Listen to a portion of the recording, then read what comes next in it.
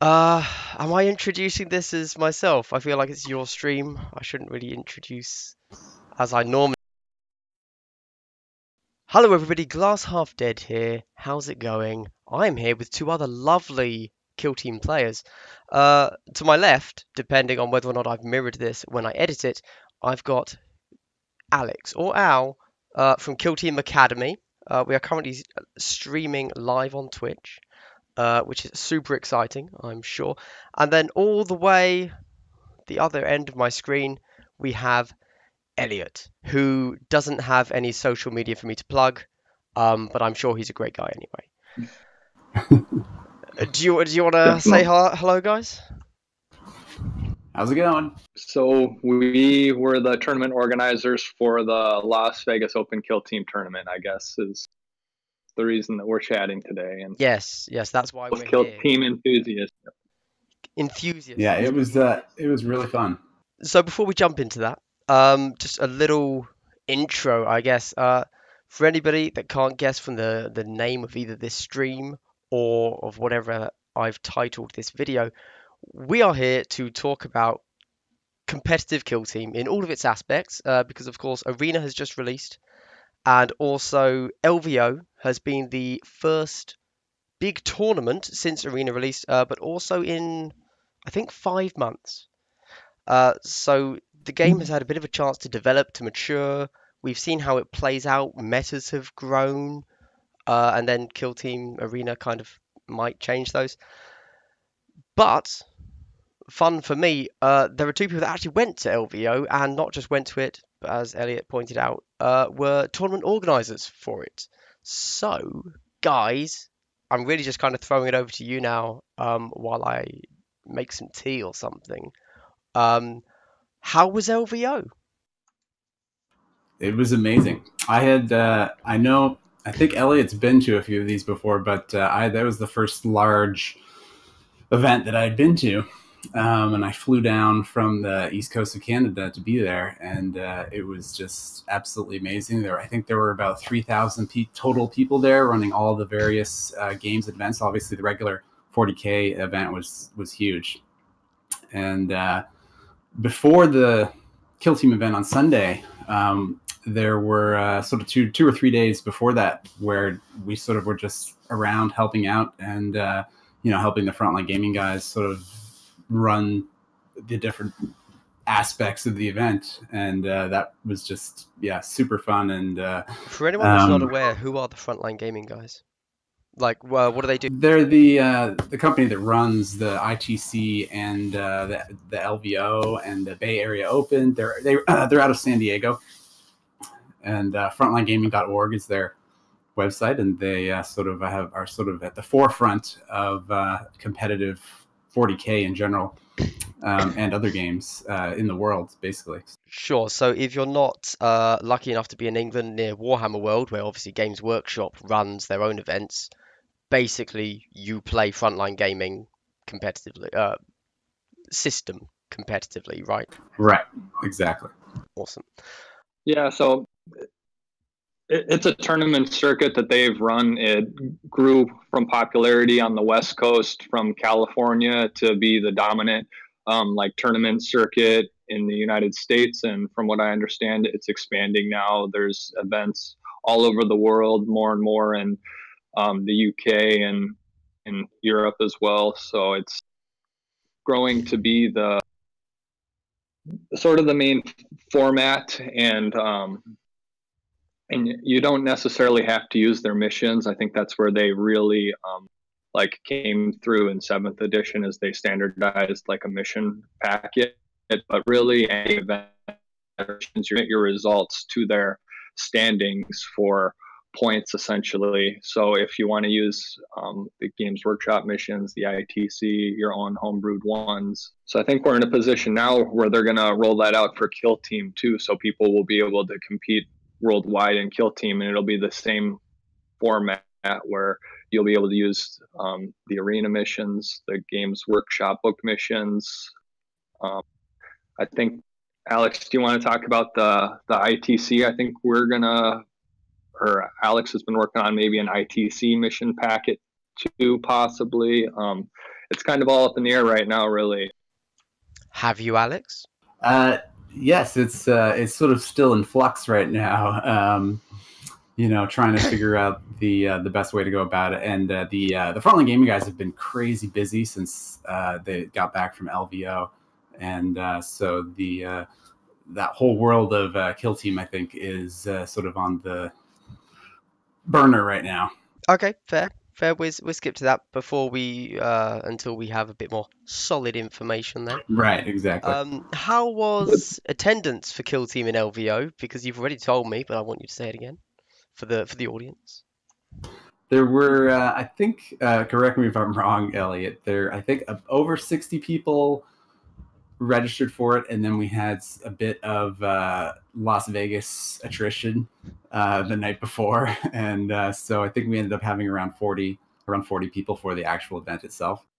Yeah, it doesn't help that it's run the night after the big pub crawl there, and it's also the final morning of the event, and just wanting to get in a full 6 rounds of Kill Team and having to beat the award ceremony too. It has to start like at 9 a.m. So it's an early morning of Sunday, and I played in the Champions too, Friday and Saturday. So other people that are in that, we definitely had maybe a little higher no shows than normal, but I was still happy with the guys that showed up. We had several groups of people that traveled from California or areas like that just to play Kill Team. So I was really excited to hear that people made the trek just to participate in our event.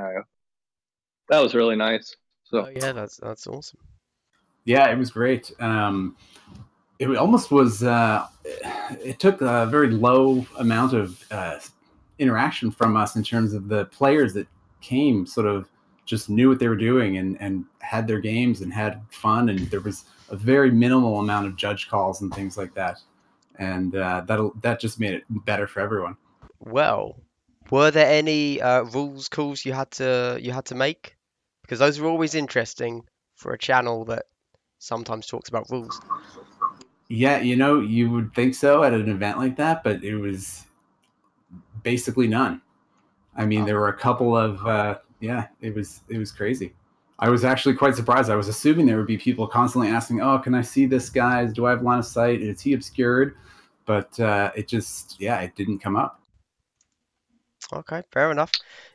I answered maybe 6 in the whole event total, and it was very minor stuff, not any of like the Facebook discussion 100 post reply type stuff. I was holding my breath that would come up. Any real at what point do I roll for the heavy rock drill from the Gene Stealer Colts to see when they wound? Is it before or after? Yeah, all right. Mm-hmm. It actually the timing of it worked out great too, because the regular 40K event was happening at the exact same time, like their finals live streaming on the Warhammer Twitch stream and everything. Yeah. And I remember when we were actually getting down to the last turns of this event, you just heard this huge roar from the Warhammer side in the background because it was crazy. Both the events were ending at the same time, and the finals of the Kill Team event came down to the last couple of dice rolls basically, and it was like just as exciting as what was happening just a few meters away in the same room. That's awesome. However, as a Kill Team only player, when are we going to get our own day? Because I feel like, I mean, you said there were 40 people, 60 signed up, 40 turned up, but we were playing the same day as the main 40K tournament. I feel like that might have hampered us a touch. I don't know. Oh yes, if it had its own day, for sure there would have been a larger number of people, crowd following, all that stuff, definitely. Fair enough. Well, good recap of LVO. The next one coming up, I think is it Adepticon end of March? Is that a thing? Yep. So it's coming up here. Yeah. So I wanted to ask you a question. What's good in the UK? Because I played my guard in Nova. I had great success there. Okay. So I've retired them essentially. I know the Tyranids are really good. I'm playing in both the events and Adepticon. That's why I'm asking. I'm trying to figure out. So they have a Friday and Saturday event at Adepticon with 64 slots available. They both sold out immediately. Oh, And I'm expecting that, we'll have at least 60 people attending in both of those events. okay. And what's good in your guys' meta, I guess, if you could point me in any direction. Okay. Is it Kill Team Arena or is it using the ITC rule pack?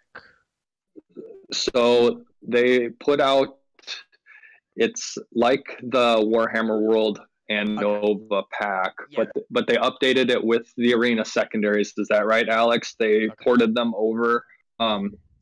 If you go to the Adepticon website under rules, they have the full, it's another Games Workshop published pack. Yes. Okay.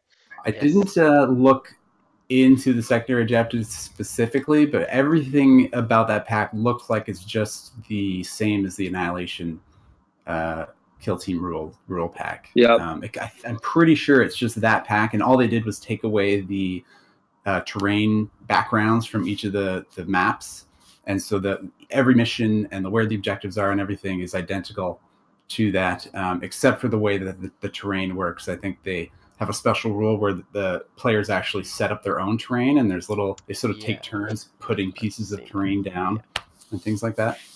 I thought that was an odd choice, but fair enough. It's Adepticon tradition, so that's okay. That's why it's how the main 40K event is run, and it'll be using non-arena terrain. There'll probably be 4 pieces of terrain per table, and I mean, okay.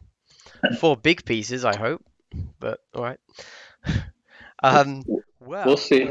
Well, me personally, I guess my biggest fear of a list to come up is Tyranid Swarm, and Tau Gun Drone Spam. Those are the 2 that I just don't know what I would do. Because both of them can get like 12 plus models on the board. Obviously, Tyranids are like the full 20. But I don't know what to do. Lose, probably.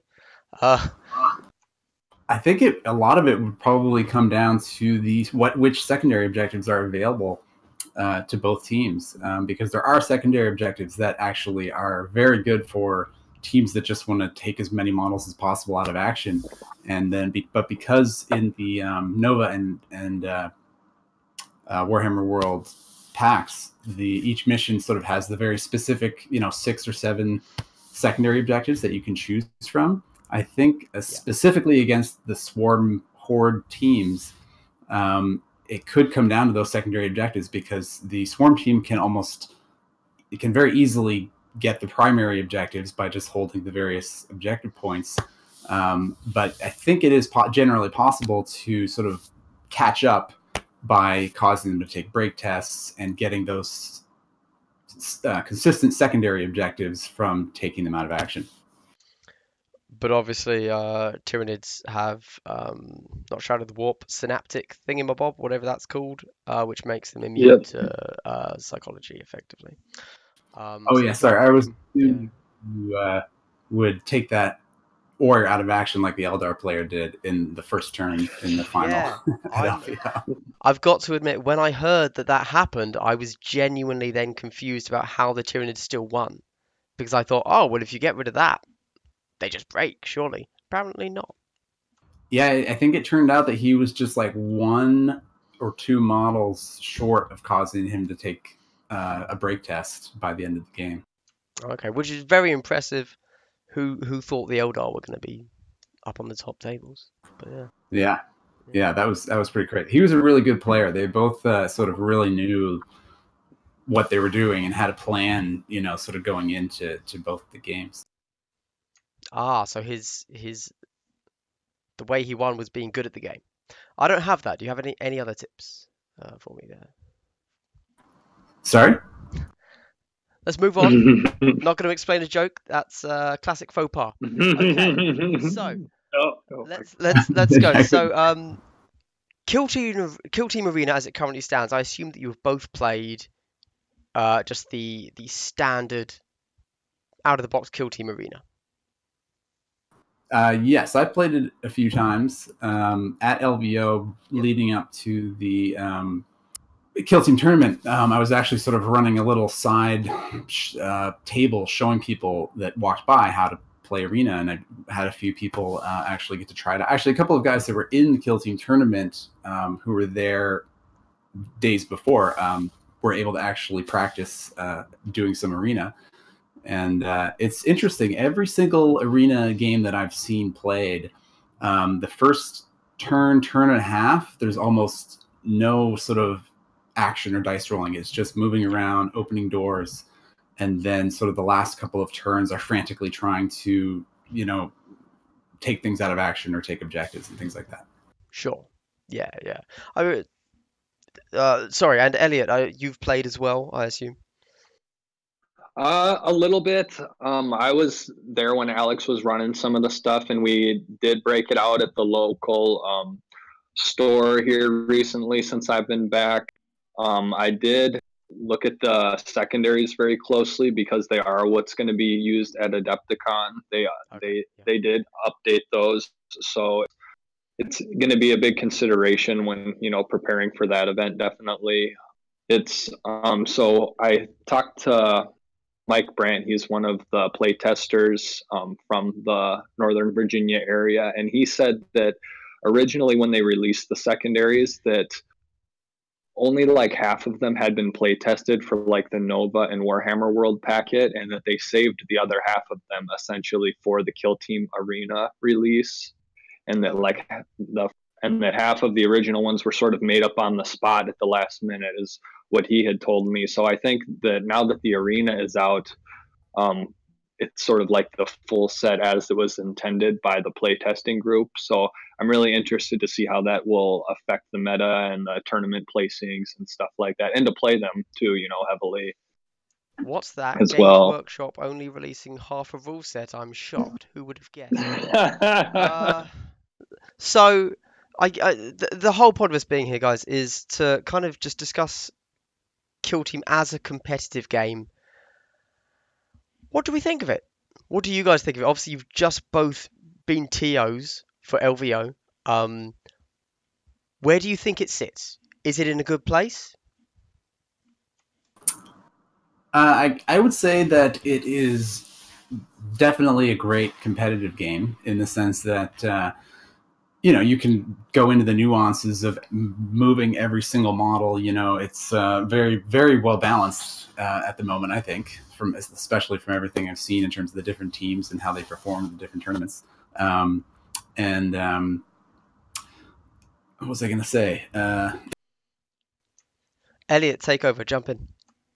I I think from coming from like on main like a full 40K player, that for how limited the scope is in terms of composition from the book, I find it surprisingly continuously interesting in terms of the roster. I think it's the releases that they've had to continue to power it through with the new factions, the new formats. I'm really surprised that about a year or so less after the release, that it's still engaging and that the meta hasn't, reached an end, and that it's continuously evolving. And I think at Adepticon we'll still see that. I mean, maybe Tyranids will still place highly, but I wouldn't be surprised to see somebody else, shake them from their top position, and to be surprised with who takes the tournament.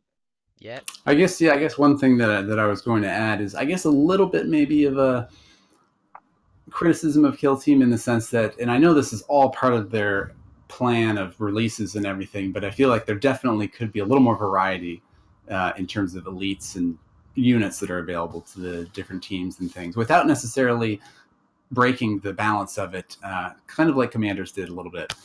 In that regard, I think there's a ton of room for expansion, and that the game still is very new. And just seeing how dedicated Games Workshop has been in terms of its release schedule, providing new content for the game, for us to say that it's less than a year old, and there's been 3 major releases after it. If you look at, well, we've got Arena, Blackstone, Fortress, Rogue Trader, and Commanders. It's really been 4 less than a year. I think that really motivates me to continue to want to build the community, because it looks like Games Workshop, from their perspective, was all in terms of their, you know, their dedication to releasing new content for it on a regular basis.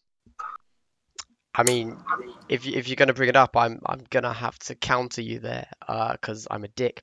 Um, they've just taken off all of their first wave of stuff which you can't buy anymore. How do you feel about that then?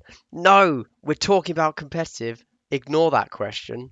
Let's keep going. Sorry, Al, you were about to jump in there. Yes. One thing I wanted to say is a few of the Games Workshop head community and designers were at LVO, and one of their head designers was like walking around the Kill Team tournament, sort of just talking to people and observing the games for a large portion of the tournament. I thought that was really cool sign. And every time I sort of ran into them just walking around and tried to sort of say, hey, what do you think about Kill Team and stuff, they sounded really enthusiastic, and they were sort of like, oh, you just wait. They couldn't tell us anything really, but no, of course, they would say, we've got some good stuff coming up and things like that.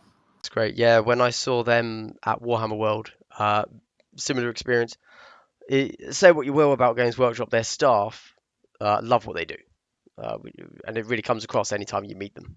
Yeah, definitely, and it's been great to see them have a presence at all the major events. They were at Adepticon last year. They've been at Nova. Just to see them in the community, walking around with people, engaging, it's great. It wasn't like that 3 or 4 years ago. Maybe it wasn't like that 2 years ago. And I remember back when they did run like the big games day events, and it was that's what I loved. And to see them, like when I saw them release the packets and stuff for Nova, I was like, wow, they're really stepping it up. It's, they're getting directly involved with the community. And I think the Kill Team really has been kind of at the forefront of that, in terms of, they're publishing so much content. They want to develop a competitive mission scene, where the ITC was kind of at the forefront of that 40K scene. And now they're kind of like going together now with that, in terms of like the stream and the Las Vegas Open. It's a partnership. But another thing that I noticed they were talking about every once in a while, when I would sort of hear them talking on their stream or to other people or to the Frontline Gaming guys, is that they definitely they have this feeling that they would like to see it grow in a similar way to sort of competitive online esports has grown, and they can kind of see that as a part of the potential in terms of their, the live streaming and the YouTube videos and all that kind of stuff for the game, and how all of that can just keep getting better, whether it's for Kill Team or regular 40K. But I think Kill Team kind of lends itself better to that, and that, I'm sure that's part of why they even created the arena expansion anyway in the first place. I do agree with that. I like that they are beginning to make steps to make Warhammer something that you can view without actually being there. Because obviously, as with all sport, although calling Warhammer sport's a bit weird, but it's much easier to watch them play for pretty much everybody.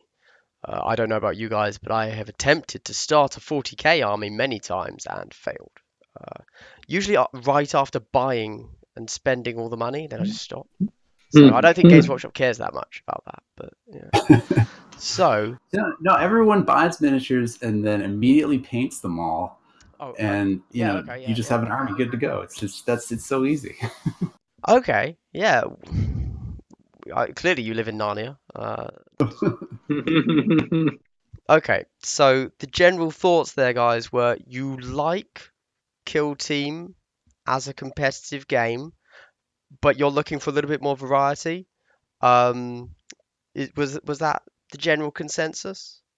Yeah, that would be my main critique. And I mean, also and this is sort of coming from many different directions, having a overall, like the ITC, like having a general rule set, which I'm sure is part of obviously why Arena was released, to have sort of a way for people in other countries across the world to come together and sort of and everyone use the same rules pack, like has become the norm for ITC and Warhammer 40K. Yeah. is almost essential to having a competitive scene. I think basically. Yeah, no, I agree with that, and I think from that perspective, Arena is a great release because I know that obviously the Frontline Gaming guys are doing their thing, but Arena, something just retail you can pick up, and that instantly makes it a little bit more legitimate. Which I suppose is the next question I'll ask in that case. Hadn't planned to ask, but why then would I play the Frontline Gaming pack instead of just the Arena pack? What's because surely if I bought Arena, I have everything I need to play competitively. So why is that being iterated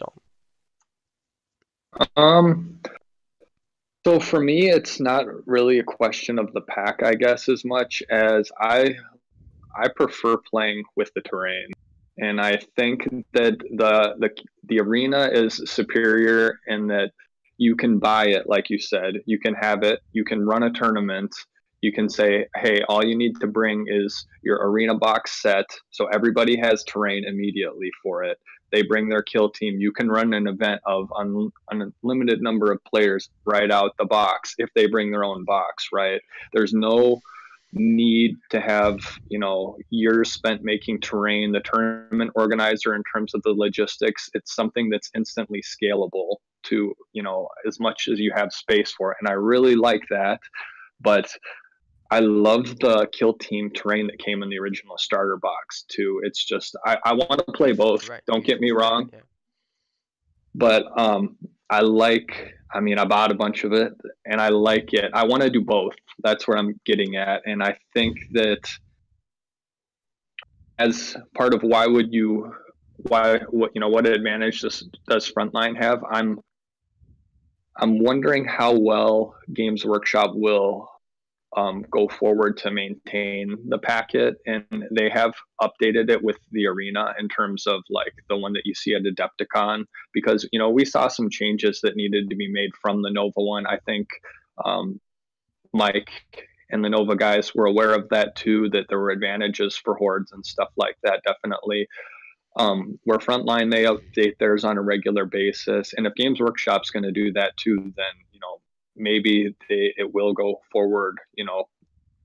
Great that they're going to update it once a year is the thing. I just don't know if they're, with their corporate organization, if they're nimble enough to do that, because they have to plan things so far in advance, it seems like, just in terms of their releases and everything like that. That if they're set up as a company to maintain it and make the changes that are needed, and well, now that the arena's out, there's no reason to say, I guess, that they're not. But that's just a consideration, for me. And one thing I wanted to say specifically about Nova was that going into Nova, we weren't actually sure exactly what terrain would be available to us. We knew that the Frontline Gaming guys had this huge amount of terrain that they created for the regular 40K event, and it was lucky that we ended up actually having a themed orc style terrain for every single with basically the exact same layout and setup for every single kill team board that we had at the event. And everybody seemed to like it, and it was literally just the terrain that happened to be there. And if you look at how the different teams did with just using the terrain that was available, it seemed relatively balanced using those Nova type missions already with the all the secondary objectives and everything. And so I guess what I'm trying to say is I don't necessarily think that Arena balances it that much more, that it should necessarily override any other terrain setups. Okay, so you've both picked up on terrain there. Certainly, when both Rogue Trader and now Arena were released, a lot of people look at the board and they just say, well, what? Who cares? Because obviously it's kind of odd, isn't it? Very similar to when Necromunda was released. The new Necromunda obviously was released and you can play it on a board. There are further rules to play it in full 3D, but they also provided a board. And a lot of people saw this and thought, I don't want to play on a board. I want to play on I want to play on a proper full 3D map that realistically simulates life in the underworld. So, are we against playing on a 2D board. Like, so keep in mind we're talking about a competitive game. The reason we're here is because you were both TOs at a tournament. We're talking about competitive gaming, as much as that can be extrapolated upon. What is wrong with the 2D board? Because to me, I'm just going to get in there quickly. Sorry, guys. To me, if you're trying to keep things competitive, the the less you guys go. I don't know what I'm saying. I get what you're getting at. It's easier to run a Yeah. more balanced game essentially using the arena. And I Yeah. think, I mean, if you go to organize a tournament, we had Frontline support to bring it, so it wouldn't have been possible without them to provide 20 tables worth of terrain with both of us traveling. I was traveling in from Minneapolis. And once you begin organizing events, the terrain is always the bane of the tournament organizers' Yeah. existence You in hear it all terms the of it. time. So Yeah. it's the biggest hurdle to running an event. And so in that regard, the arena board is an absolute solution, right? If you say, hey, if you want to play in this, you bring the board. It's not prohibitively expensive in terms of like a Games Workshop product, right?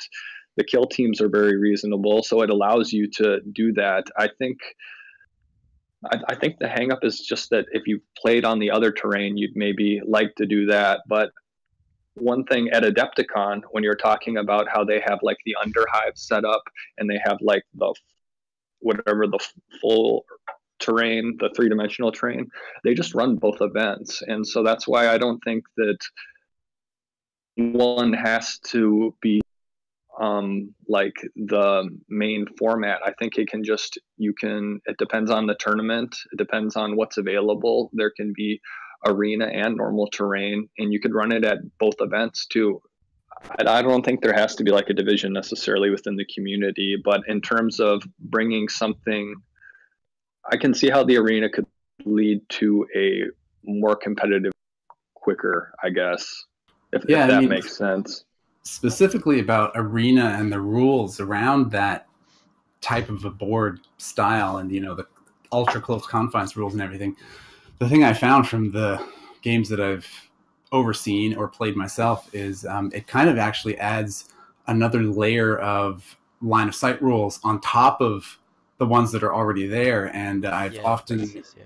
I've often thought that if theoretically you had actual three-dimensional hallways and everything for the arena board, it would actually make it even a little bit easier to have a competitive game. You'd essentially be the same. Everything would be the same, except there would just be one less layer of rules to worry about in terms of line of sight and obscurity, because the ultra close confines rules around walls that use the base of the model and everything is kind of just another layer of area where it could cause confusion to the players and things like that.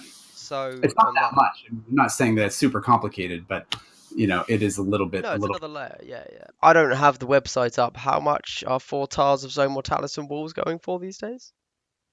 So no, I totally understand what you're both saying. I agree with you. If I had the option of going somewhere and they provide everything, I would much rather play on a cool cinematic looking table. However, if somebody, very genuinely, I have to go to Warhammer World because they have their Kill Team tournament coming up in April. It's Kill Team Arena. Now, luckily, it's Warhammer World, so they're providing everything. But if I had to bring my own terrain, I wouldn't be able to. Like, I'd have to take a huge suitcase. Well, that's stretching it a bit, but I'd have to take a significantly larger amount of storage than I would if all I need is a board and the Kill Team Arena terrain, which fits into a few small baggies. Defend your point. Well, I mean, now, are you sort of comparing that to the idea of everyone bringing their own kill team box, essentially, to play with? Yes. Yeah, yeah, yeah. The idea that everyone would have to bring their own terrain, which, now that I think about it, I can't think of any tournament I've ever heard of where that happens, because obviously the tournament provides the terrain, don't they? The Warhammer World event, though, they did that right last year. So that was a mix-up. They had sent an email out saying everyone has to bring their own boards and terrain, and then they realized that was incorrect, and they said we will provide all boards and terrain. You just have to let us know if we need to provide that for you. Yeah. Yeah. So it worked out in the end. I went there with no terrain, and I just played on their boards, which were filled with terrain. But yeah.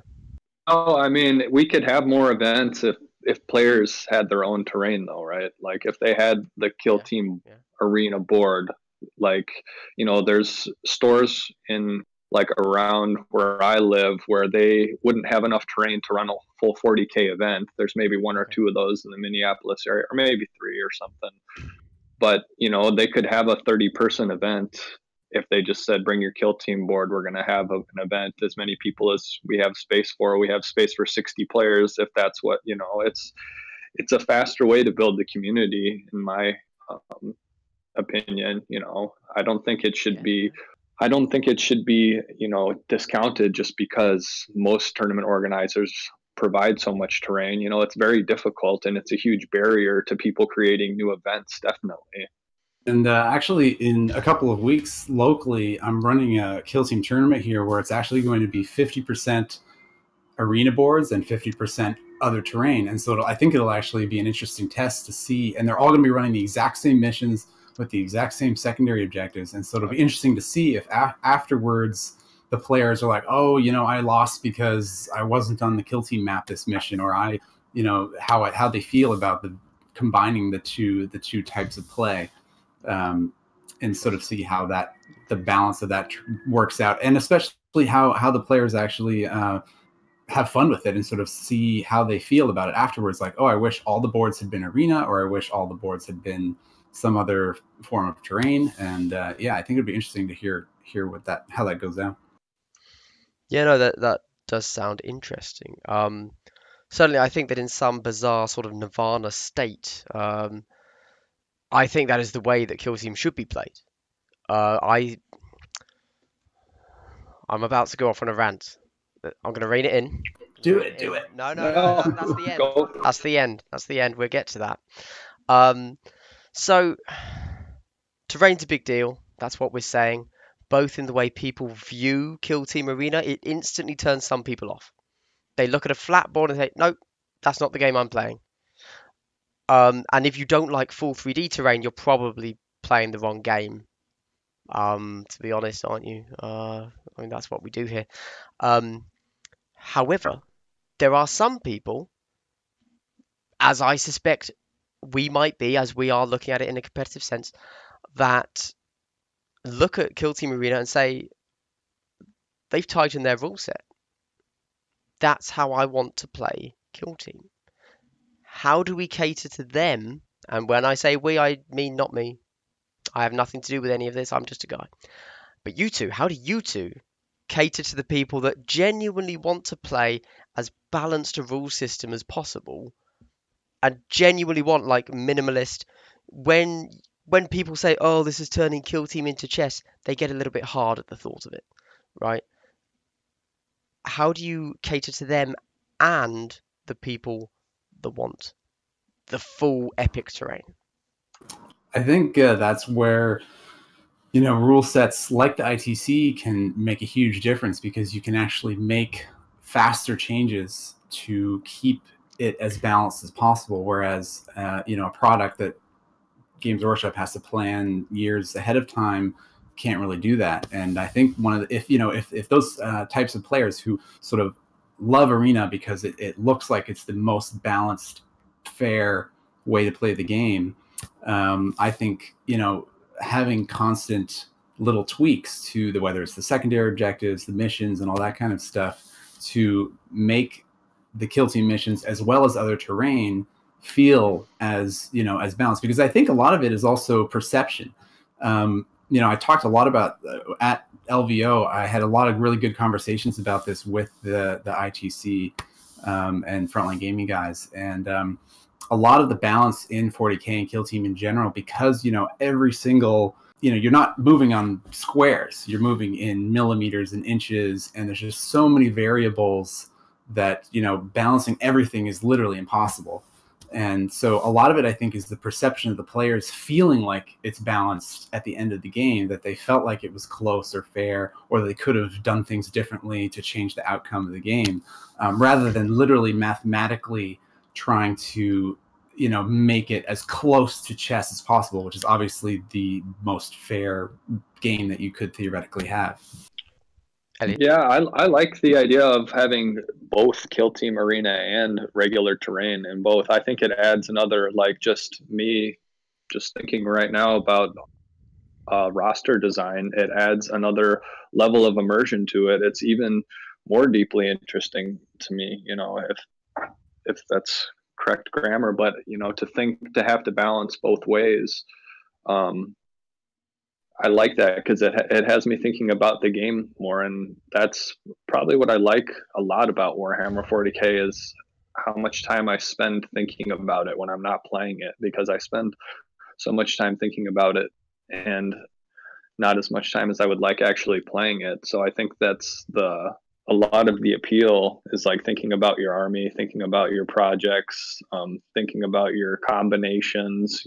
Like that's what has me hooked, I think, so deeply for so many years, is just that continuous stimulation and like just turning it over in my thought, thinking about what I'm going to do for Adepticon. That's it. I enjoy that very much, as much as I enjoy playing the game. I think whatever we can do to continually keep people like stimulated for Kill Team, because that may become the challenge, but so far I don't think it's become stagnant at all. For me, it's still growing and emerging. So Yeah, it definitely feels like there isn't really a meta yet. I mean, I know that there's a few teams like Tyranids that have done well in several tournaments, but I mean, I think because there hasn't been, we haven't had enough events essentially to really flesh everything out and say, okay, this faction is great at this type of mission, or this faction is great at this type of mission, etc. Sure. So the ability to lose yourself down the rabbit hole is what really attracts you then, Elliot. Yeah. And maybe we travel in different circles, Al, but on Reddit, people are very adamant that there is a meta. And actually, that's why I quite like Arena. It completely changes the meta.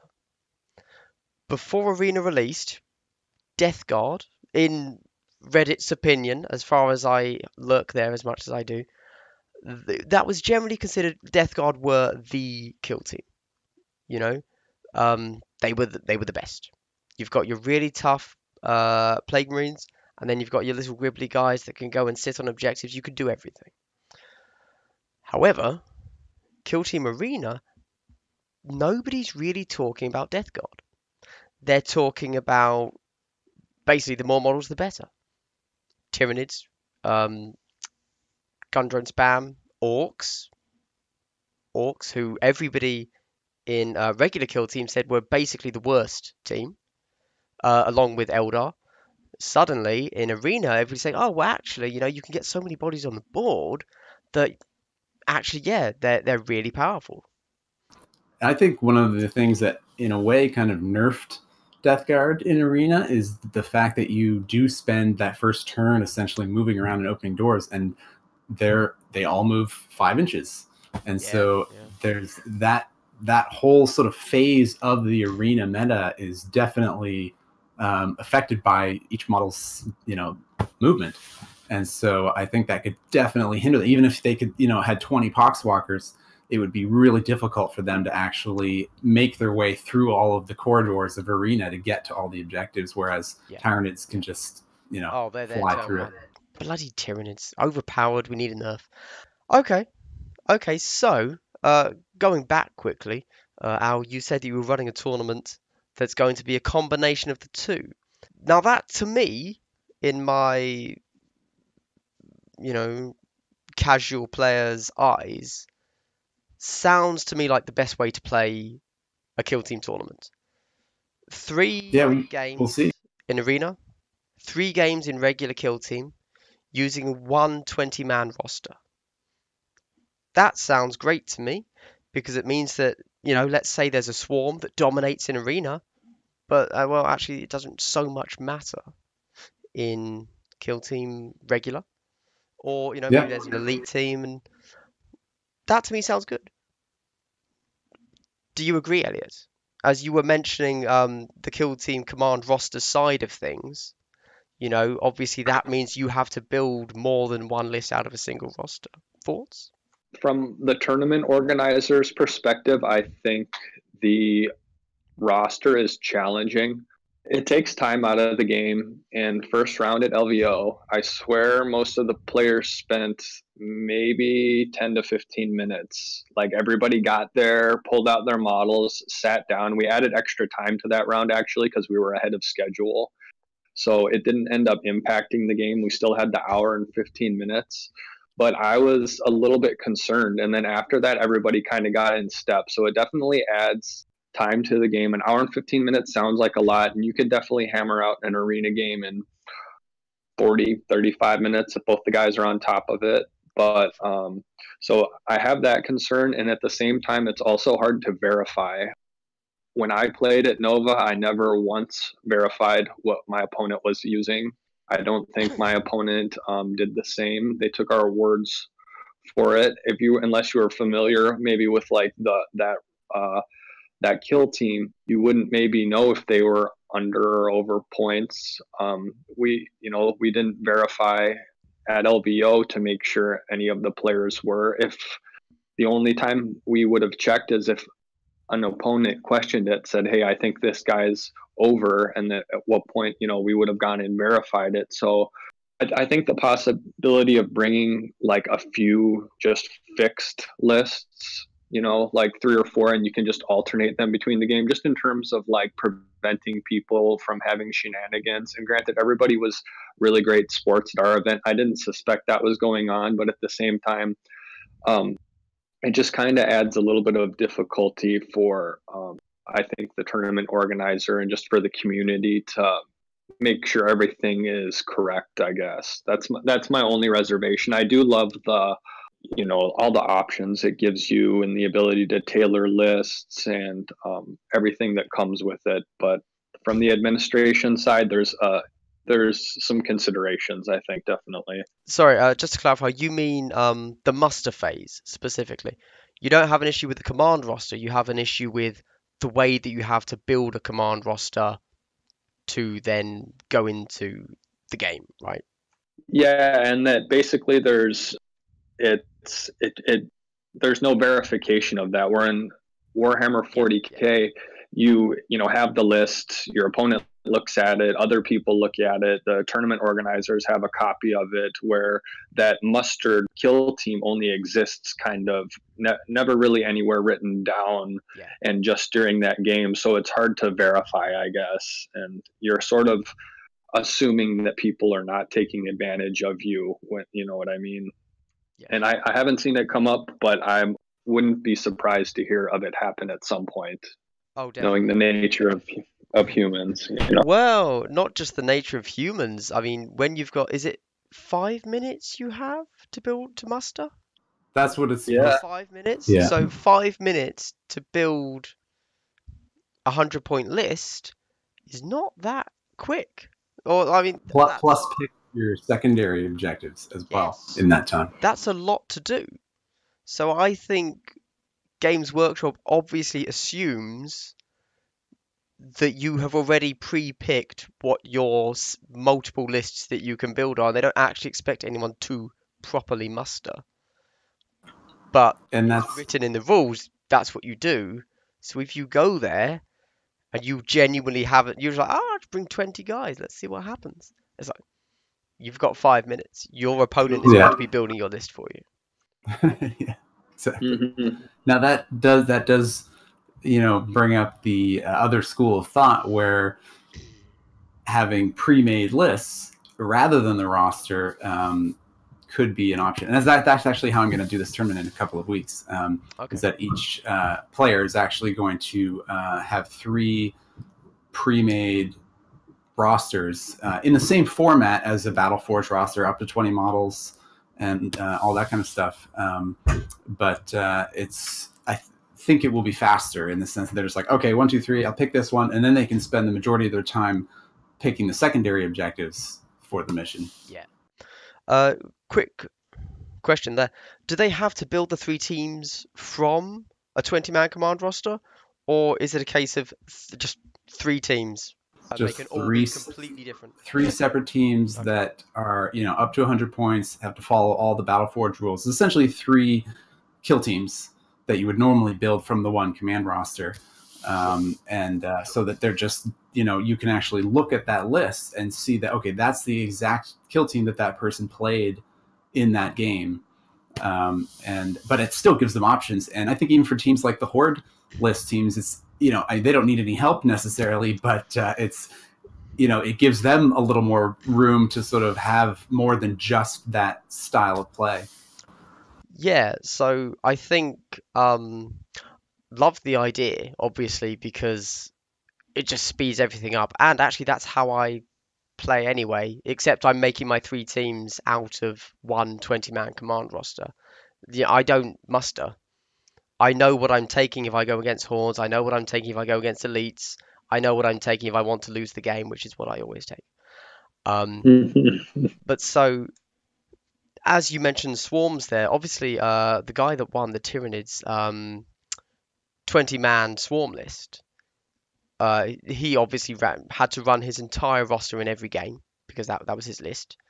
But you're saying you want to basically buff Tyranids and let him take not only that swarm list but also 4 lictors. And then, but that's where secondary objectives that are constantly in flux can help balance the meta by saying, okay, maybe we need to add a secondary objective where a player gets a victory point for killing 2 models, which I know is already one of the arena secondary objectives. But things like that you can use in all the missions to really, I think, when you see how the victory points add up at the end of these games, that because whether it's Nova, the Warhammer World, or the arena missions, they're all pretty run off the same template from the Nova missions. The way that you get a point for holding one objective or another one for holding more than one, etc. I think balancing the secondary objectives is a really neat way to sort of work with that, while also allowing things like changes to the way that the mustering happens to speed up the game without making it unbalanced too much. And actually, one thing that Elliot mentioned to me before was his experience at Nova. You can go into more detail about this, about how he actually kind of did it that way, in the sense that you didn't build your team from scratch for every single game. Yeah, I basically had 3 setups. It was like all plasma, throw in a couple flamers, and then roll all flamers on my non-scion guardsmen. And I had 3 builds. It was like 6 plasma guns, 2 flamers, 8 plasma guns, 4 and 4. And the muster phase is hard to enforce too. Like, we didn't do it at all. They didn't do it at Nova. I just kind of tried to call out round times as much as I could to help people along, because an hour and 15 minutes seems like a lot until they're like 15 minutes left and you're like finishing up turn 2 and you're like, oh wow, like the 15 minutes we spent mustering actually like left us with, and then deployment can take a while. You just never know with what's going to eat up all that time in the game, and it can just fly by, really. Well, to be fair, I think anyone that's sane runs it as, I have these lists built into my roster, but not everyone does, obviously. Then after hearing, Elliot's sort of description of what he ended up doing at Nova and winning it that way anyways, I figured sort of having just the 3 teams pre-built, so that actually it's easier to see afterwards, what the people played, and even during the event on Best Coast Pairings, sort of what teams people are actually playing. Because with the roster system, it's actually kind of hard to tell a lot of the time, what people actually played in a game. And I think it'll just sort of, and also actually at this event that I'm running in a couple of weeks, I'm actually going to try and be, just to sort of test it out, I'm going to try and be pretty strict about that 5 minutes, because I'm going to say, okay, you all have your 3 teams that you can just pick instantly, and then you essentially have 5 minutes to pick your secondary objectives, is what it will come down to. Excellent. Yeah, no, so picking up on a point you mentioned, I do agree that changing a core rule of Kill Team can be very abrasive. Trying to say to somebody, yeah, so this team's a little bit overbalanced, so that entire team gets -1 to weapon skill. That's crazy. Nobody's going to play that. But changing a secondary objective, that's fine. Nobody's going to care about that. You can change them all you want. I think there'd be very little abrasion. Everybody would be okay with it, and it would be ultimately a subtle change in balance to the game that would, could potentially, if we develop a meta and there is one specific team that's always winning, or one style of team, then yeah, add in an objective. I think you mentioned one. I think there's one like proximity alert, which if you go against hordes, you will almost always get, because it's if there are 2 enemy models within 1 inch of one of your models, you get a victory point, which is obviously a great way to counter hordes. Every time they're attacking you, you basically get a VP. Anyway, it's been an hour. Can you believe it? Is there anything else you'd like to say on the subject of competitive kill team at all? Oh, one thing that came from LVO is the Best Coast Pairings guys were around constantly, and they're super nice. And they were actually asking us a lot about sort of their ideas and plans for putting in specific things for Kill Team into the Best Coast Pairings app, and sort of how people sign up and how you build your your rosters and your teams and things like that. So that's something that will definitely be coming in the future for that first sort of tournament organizers using that app. Could you explain what that is for anyone that doesn't know, please? Oh, the Best Coast Pairings app is an app that essentially does the pairings for a tournament for you. You essentially download the Best Coast Pairings TO version of the app, and then that allows you to actually create events that show up on the app itself, and people can actually sign up, upload their rosters of their lists to the app, and it makes it super easy for tournament organizers to run tournaments, because you essentially can set the time limits and the way that you sort of want the tournament to be organized, and then when the time comes for the tournament to start, you literally just hit start tournament, and the timer starts, and it gives everyone the pairings, and you can just either have, and actually each of the players in the player version of the app, there's kind of 2 apps. They're 2 separate apps, but they're both Best Coast Pairings. One of them's TO and one of them's the player app.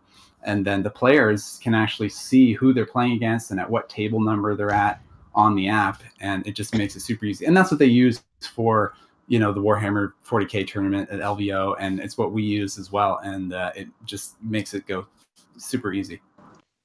And the cool thing about that, I believe, correct me if I'm wrong, is that specifically Kill Team, which isn't in there yet, but maybe it did work anyway.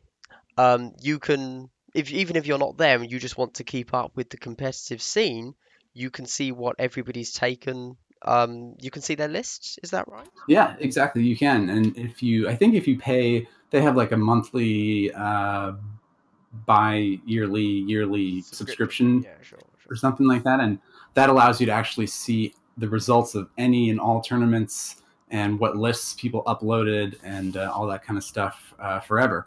And so yeah, it makes it, if anybody wanted to compile all of the tournament results and what teams people played and things like that, it would be relatively easy to do that. And that's another thing with the rosters that makes that a little tricky, is because you can have someone could have a 20-man roster, but if they only used 5 models from it for the entire tournament, there's no way to really know that that's what they used in each game. And so that might be something that they could add to the app to say, if say, I don't know how, it would probably be easier if you had pre-made teams, but you could say, okay, I used team number 1 for this game, and in the app, and that could be something that sort of players actually are required to do before each game. You just go bang, or you write it down on the score sheet or something like that at the end to say that they use this team. That would make it really easy to compile the actual lists and to see what the meta was, to see what actual 100-point kill teams people were playing.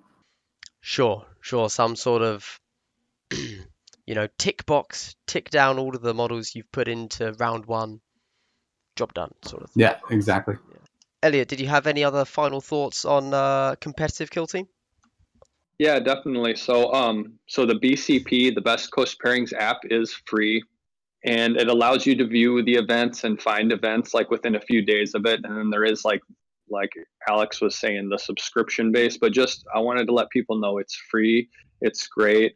We talked with the guys there. They attend most of the big events to provide in-person support, and they were great getting our game rolled out. But they definitely were like willing to add a feature to reflect like the in-game selections of the roster per round and stuff like that. I mean, we could do something as easy as a photo where you just put all your guys together and just snap a photo of it quick, and then that way when players, they can see your main roster, they could just see everything. It would take 2 seconds. They're definitely supportive of the kill team community to do Maybe that. some model face recognition to automatically put that. Hey, they're doing it with the army Yeah, lists right now, just in terms of pulling data out from the main 40K events. That's what I was doing, so that they can really, they just keyworded everything to be able to pull those.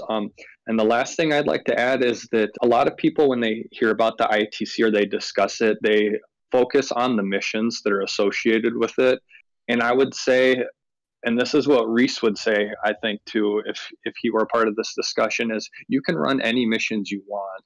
Really, the ITC for me is a way for all of us to submit our scores from events all around the world and be part of one community. So whatever you decide to do it for, whatever you want to run, if you use the Best Coast Pairings app, once the ITC for Kill Team is out, it will automatically submit it. And so that you can, compete against people from the UK, from the United States to Australia. There's events being run in Japan and stuff. I think that that's the main focus of it. And it's not really about one person or one group of people controlling like the missions as much as it is like for all of us to be able to compete against each other, even if we're not going to play in the same events. And that's what I really enjoy about it personally. I agree. Me too. No, I think it's a really cool app. Even for someone that doesn't play the game and just likes to look up stats, because stats are cool. I think we can all agree. It's an amazing thing. Okay, well, if everybody's had their final say on competitive kill team, I do have 2 questions for you that are a little bit out there. So, have you both heard of Warcry? Teased recently by Warhammer community. Have you heard about that? It seems to be they're relaunching, rebranding Age of Sigmar Skirmish, right? And the only thing we know, because we know literally nothing about it, the only thing they've said is it draws on some of the best bits of Warhammer Underworlds and Kill Team. This isn't related? This is just for Age of Sigmar? This isn't related to that other arena box that they're coming out with the 5... No, not that. 40K style. No, that's a separate thing. This is just Sigmar. Yeah. But as you both haven't heard of it, we won't discuss that. Because there's not much. Yeah. I had heard rumors that they were going to do an AOS Kill Team, and I'd probably play it just because I have friends that are bigger AOS players than they are Warhammer 40K, and it's a way for me to spend time with my friends that I've played Warhammer with for 15 years. And maybe we only get together at Adepticon when we, go to all play in our events, and we don't play in Warhammer 40K games like that. But if they're playing that, that's something that I'd, definitely jump into. I think the diversity is great. Yeah. No, I'm much the same. I thought they were just gonna basically give a Kill Team treatment of really pushing it hard. But for Age of Sigmar Skirmish, I mean, great. Now, does that mean they're going to give it the Kill Team Arena aspect, or is it going to use 3-dimensional training, or this is just teased? Like I have no idea. That's the entire tease. So I personally am very excited. I would love it if they took the grid system from Underworlds I love grid movement. I'm just such a fan of it. And I don't know. I don't know. Anyway, final question, okay? You can only say yes or no. You're not allowed to give any reasons. Female Space Marines, yes or no? Elliot, you first. Yeah, I think so. I think so. Yeah. Okay. Al? Yeah, I'm okay with it too. Yeah, I so am say I. why not? So, yeah, okay. All right. Some people get really upset about that. Okay. All right. Well, thank you very much for coming, guys. Do you want to plug anything, Elliot? No, just if you're at the Adepticon tournament, or I'll probably be at Nova again this year, and then hopefully at Las Vegas. If you're ever at those events and you're playing our events or playing with me in the events, just say hello. Elliot is plugging himself as a person. Great. Yeah, I'm gonna do Al? my best, even though I'm out in the middle of nowhere in east coast of Canada. I'm gonna try and get to more events, and it would be fun to actually try and live stream more kill team events. Because one thing I learned from LVO is that if you are really dialed in and you know exactly what models are doing what, and you sort of know exactly what they're equipped with, and you sort of just have a in-depth knowledge of the models that are on the table, you can literally do a play-by-play for kill team that you couldn't necessarily do with regular 40k. It could happen fast, if the players are rolling the dice fast, but you can actually say, okay, this Dire Avenger is shooting his 3 catapult and he needs a 3+ to hit, and you can actually just sort of stay on top of it that way, and you can actually feel the flow of the game that you can't necessarily get with the regular 40k. Theoretically, it's hard to do, but yeah. I was just going to add, in a way that is far more intuitive and quicker, faster paced than main 40k. Yeah, I think that is one of the big elements that could, at the very least, make Kill Team more of a spectator sport than 40k. Right. And then, another thing that would be neat is to actually have a setup where you can sort of do these really quick zoom ins of, a couple of models' point of view, rather than having just the view from above the table for the majority of the time. With Kill Team, because it's individual models doing things, and you do that, great in a lot of your educational videos that you do on your channel. And I think theoretically, if you had a good enough, setup, maybe with some sort of a mechanical moving arm or something, you could have some back and forth shots, of different areas of the table and points of view and to actually see the nice painted models and terrain and all that kind of stuff up close. Yes, That's just my ideals of what the future of videos for Kill Team could be. It could be a very cinematic experience, yes, which is what viewers want. Okay, so this has been Elliot, Alex. Alex, if we're not already watching us on Twitch, where can we watch us on Twitch? It's just Kill Team Academy, all one word, on Twitch is where I'm going to be trying to, that's where I'm streaming this recording right now. And I did set up Kill Team Academy YouTube accounts and things like that, but I haven't put any videos on there yet. But that is definitely something that I'd like to do in the future. So if you sort of see the term Kill Team Academy on whatever format it is, it will probably be me trying to, put content on there for sure. Awesome. If I can be bothered, I will put up links somewhere. I make no promises on that, though. So this has been Elliot, Alex, or Kill Team Academy, and Andrew, Glass Half Dead, having a great chat about competitive Kill Team. And thank you very much for watching, everybody. Maybe this will happen again, maybe it won't. I can't see the future, but it probably will. Goodbye, everybody. Talk to you later. Say goodbye, guys. Thanks for having us. See ya. Cheers. Bye. Thanks, Elliot. Thanks. Cool. I'm not actually hanging up, though. That was just for my recording. There you go.